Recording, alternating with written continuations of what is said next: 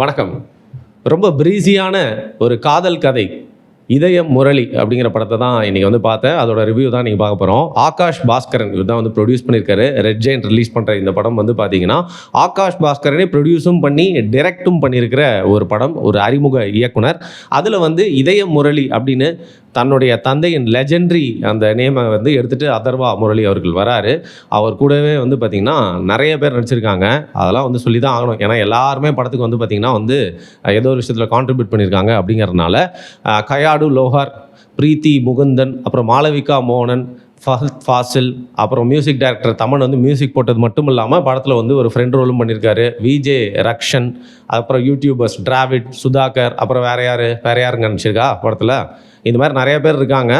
இதில் குறிப்பாக வந்து பார்த்திங்கன்னா இந்த கதை இதோட ஒன்லைன் என்ன அப்படிங்கிறத சொல்லிடுறேன். முடிஞ்ச அளவுக்கு ஸ்பாய்லர்ஸே இல்லாமல் சொல்கிறேன். அதுக்கு மேலே நீங்கள் படத்தை போய் பார்த்து நீங்கள் ஸ்பாயில் ஆகிக்கோங்க. பேசிக்லி அந்த ட்ரெய்லரில் காமிச்சது தாங்க. அங்கே தான் வந்து படமே வந்து ஆரம்பிக்குது. யூஎஸில் தன்னுடைய வேலைகளை முடிச்சுட்டு வந்து அதர்வா சென்னையை நோக்கி வந்து ஒரு ஃப்ளைட்டில் கிளம்புறாரு. கூடவே வந்து பார்த்திங்கன்னா அவருடைய ஃப்ரெண்டான ரக்ஷன் அண்ட் டிராவிட் இருக்காங்க. தமனும் இருக்கார். இவங்க எல்லாருமே ஃப்ளைட்டில் போயிட்டு இருக்கும்போது வந்து பார்த்திங்கன்னா வாரணமாயிரம் படத்தில் எப்படி சூர்யாவுக்கு வந்து அலுவலகத்தை துடைக்கிறதுக்காக வந்து பார்த்திங்கன்னா கர்ச்சீஃப் கொடுக்கறதுக்கு ஒருத்தர் மாட்டினார் அங்கிள். அதே மாதிரி வந்து பார்த்திங்கன்னா இவங்களுக்கு ஃபஹத் ஃபாசில் வந்து நடுவில் மாட்டிடுறாரு. ஃபஹத் ஃபாசில் கிட்ட பேச்சு கொடுக்கறது மட்டும் இல்லாமல் ஃபஹத் ஃபாசில் கிட்ட கதை சொல்கிற மாதிரி நம்மளுக்கும் கதை சொல்கிறாங்களாம். அதில் வந்து பார்த்திங்கன்னா எங்களோட லைஃப்பில் நிறையா விஷயங்கள் நடந்துச்சு, இதுக்காக தான் நாங்கள் வந்து போயிட்டுருக்கோம், எங்களுடைய வசந்த காலத்தை உங்களுக்கு ஓப்பன் பண்ணி காட்டணும் அப்படின்னு நினைக்கிறேன்னு சொல்லிட்டு ஆடியன்ஸ் கிட்ட காட்டுற மாதிரி ஃபஹத் ஃபாசில் கிட்ட தங்களுடைய கதையை ஓப்பன் பண்ணுறாங்க.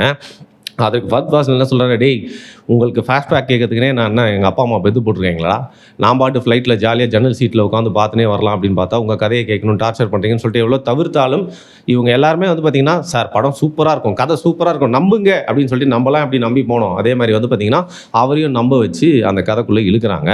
அப்போ அன்ஃபோல்ட் ஆகுது ஸ்டோரி. ஸோ பேசிக்லி ஸ்கூல்லேருந்து ஆரம்பிக்குது. ஸ்கூல் டைமில் அதர்வாக்கு முரளி அவர்களுடைய பையன் இவருக்கு வந்து பார்த்திங்கன்னா காதல் இல்லாமல் இருக்குமா, அதுவும் ஒருதலை காதல். அவங்க அப்பா வந்து பண்ண லெஜெண்டரி ரோல்ஸ் படி இவருக்கு வந்து ஒரு ஒருதலை காதல் ஏற்படுது. அங்கே தான் வராங்க இவருடைய வாழ்க்கையில் வசந்தமாக அந்த காதலை சுமந்துக்கிட்டு நம்ம பிரீத்தி முகுந்தன். ஸோ அந்த பிரீத்தி முகுந்தனுக்கு எல்லா காதல் வேலைகளுமே வந்து வீசுறாரு. அதுக்கப்புறம் பல இடங்களில் வந்து ஸ்கூல் படிக்கும் போதில் எங்கெங்கெல்லாம் வந்து அவங்கள பார்க்க முடியுமோ எல்லாம் வந்து பார்க்குறாரு. அப்போ அவரோட காதல் அம்புகளை வீசி அவருக்கும் பார்த்திங்கன்னா ஓரளவுக்கு வந்து கரெக்ட் ஆகிடுது அப்படின்னு நினச்சி லவ்வோலே அப்படின்னு சொல்லிட்டு ஒரே உற்சாக சந்தோஷத்தில் பறக்கிறாரு. ஆனால் அங்கே தான் ஒரு ட்விஸ்ட்டு, ஒரு குட்டி பார்ட்டி ஒன்று நடக்குது. அப்போ வந்து பிரீத்தி முகுந்தனோட சார்ந்தவங்களை எல்லாருமே வந்து அதர்வா முரளிக்கு பார்க்கறதுக்கான ஒரு சான்ஸ் கிடைக்குது. அங்கே தான் வந்து பார்த்திங்கன்னா ரொம்ப ரியலிஸ்டிக்கான ஒரு ட்விஸ்ட்டு வந்து ஏற்படுது. இந்த மாதிரி ஒரு ரியலிஸ்டிக் ட்விஸ்ட்டு நீங்கள் வந்து பார்த்துருக்கவே மாட்டீங்க. இதை சொல்லி ஆகணும், இந்த ஸ்பாய்லர்னு சொல்லாதீங்க. இங்கே தான் வந்து கதையே ஆரம்பிக்குது. என்ன மேட்டர்னா இவருக்கு செட் ஆயிடுச்சு, லவ் பண்ணிடுச்சு அப்படின்னு நினச்சா இந்த பிரீத்தி முகுந்தன் இருக்காங்கல்ல, அவங்க ஒரு ஆள் இல்லை, அவங்க வந்து டபுள் ஆக்ஷன். ஏன்னா பிரீத்தி முகுந்தனுக்கு ஒரு ட்வின் இருக்குது. ஸோ இவர் ஒருத்தரை பார்த்து லவ் பண்ணியிருக்காரு, ஆனால் இவர் ஒருத்தரை பார்த்தவங்க வேறு அப்படின்னு சொல்லிட்டு அக்கா தங்கச்சியை பார்த்து கன்ஃபியூஸ் ஆகிடுறாரு. கடைசியில் இவருடைய காதல் கரெக்டாக போயிட்டு கம்யூனிகேட் ஆகாதது மட்டும் இல்லாமல் டேக் ஆஃபும் ஆகாமல் போயிடுது. ஸோ ஸ்கூலுக்கு அப்புறம் எங்கே போவோம் கதை, கொஞ்சம் கொஞ்சமாக அடுத்த கட்டத்துக்கு தானே போவோம். ஸோ காலேஜ் வேலைன்னு அவர் போயிட்டே இருப்பார்ல. இப்படி வாழ்க்கையில் முன்னோக்கி போயிட்டே இருக்கும்போது வந்து பார்த்திங்கன்னா அதர்வாக்கு இன்னொரு ஆக்சிடென்ட் நடந்தது. ஐயோ அந்த லவ் ஆக்சிடென்ட் சொல்லிட்டேன், ஆக்சிடென்ட் நடந்தது. அப்போ ஹாஸ்பிட்டலில் வந்து பார்த்திங்கன்னா இன்னொரு புதுமையான சீனு, அவர் அடிபட்டு கண்ணு மூடி கிடக்கிறாரு. அந்த கண்ணை திறக்கிறப்போ இது வரைக்கும் பார்க்காத ஒரு சீனு.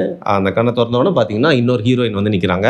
கெஸ் பண்ணியிருப்பீங்க, அவங்க தான் கயாடு லோஹார். ஆப்வியஸ்லி என்ன ஆகும், இவங்க மேலேயும் வந்து பார்த்திங்கன்னா காதலில் விழுந்து விடுகிறார். ஆனால் இதற்கப்புறம் அவரோட வாழ்க்கையில் ரெண்டாவது வந்த காதல் நினச்சிதா, ஃபஸ்ட்டு பார்த்த காதல் வந்து கை கூடிச்சா, இல்லை இதெல்லாம் வாழ்க்கையில் வந்து பாசிங் க்ளவுட்ஸுங்க. வாழ்க்கையில் எல்லாமே திரும்பி பார்க்குற ஒரு மெமரியாக தான் இருக்கும். கடைசியில் வந்து சேர்றவங்க தான் வந்து லைஃப் பார்ட்னராக இருப்பாங்க. அவங்களையும் வந்து இவர் லவ் பண்ணி கல்யாணம் பண்ணாரா இல்லை கல்யாணம் பண்ணாரா அப்படிங்கிறது தான் பேசிக்லி ஒரு லவ் ஸ்டோரி. ஸோ அவரோட லைஃப்பில் நடந்த அந்த காதல்களை எல்லாமே வந்து பார்த்திங்கன்னா கதையை வந்து ஃபஹத் ஃபாசில் கிட்ட சொல்கிறது தான். ஸோ ப்ரீஸியாக ஒரு ராம் காம் அப்படின்னு சொல்லலாம். ராம் காம் வந்து ட்ரை பண்ணியிருக்காங்க. பேசிக்லி ரொமான்ஸ் மேலே தான் வந்து ரைட் பண்ணணும் அப்படின்னு நினச்சிருக்கு மூவி. ஸோ யங்ஸ்டர்ஸ்க்கு வந்து பார்த்திங்கன்னா இந்த மாதிரி ஒரு காதல் கதை மூலியமாக வந்து தன்னை ஒரு இயக்குனராக அறிமுகப்படுத்திக்கணும் அப்படின்னு சொல்லிட்டு ஆகாஷ் பாஸ்கரன் நினச்சாரு. அதெல்லாமே வந்து ஓகே தான். பட் முதல்ல பாசிட்டிவாக சொல்லிடலாம். என்னடா எடுத்தோன்னு விளங்காமல் நெகட்டிவாக சொல்கிறேன் அப்படின்னு பார்த்தீங்கன்னா பேசிக்லி இந்த படத்தில் வந்து நல்லா செலவு பண்ணியிருக்காங்க. ரொம்ப ரிச்சாக எடுத்திருக்காங்க மூவி. யூஎஸில் போய் பார்த்தீங்கன்னா வந்து செலவு பண்ணது மட்டும் இல்லாமல் சென்னையிலே ஒரு படம் எடுக்கணும் அப்படின்னு நினச்சா எங்கெங்கெல்லாம் போய் எடுக்க முடியாதோ, எங்கெல்லாம் எடுக்கிறது ரொம்ப கஷ்டமோ, எங்கெல்லாம் வந்து எடுக்கிறதுக்கு பெர்மிஷனே கிடைக்காதோ அங்கே எல்லாருமே போயிட்டு வந்து பார்த்திங்கன்னா சென்னையின் நூக் அண்ட் கார்னரில் நம்மளை வந்து ஒரு 90s நிறையா லவ் மூவிஸ்லாம் வரும். உதாரணத்துக்கு இந்த காதல் தேசம், இந்த மாதிரி நிறையா படங்கள் இருக்கும். அதில் வந்து பார்த்திங்கன்னா முடிஞ்ச அளவுக்கு சென்னை அழகாக காட்டணும்னு சொல்லிட்டு ட்ரை பண்ணியிருப்பாங்க.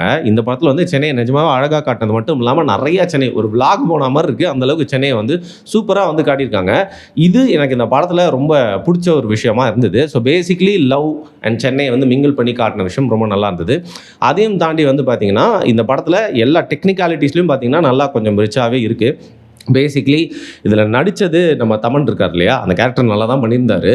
பட் அவருடைய இன்னொரு ப்ளஸ்ன்னு பார்த்தீங்கன்னா வந்து மியூசிக் தான். அவரோட பேக்ரவுண்ட் மியூசிக்கும் சரி, பாடல்களும் சரி ரொம்ப செம்மையாக இருந்துச்சு அப்படின்னு சொல்லலாம். பாடலாம் மொக்கையா அப்படின்னு சொல்ல முடியாமல் அந்த படத்தை வந்து சும்மா பாட்டு வந்து கூட்டு போயிட்டே இருந்துச்சு.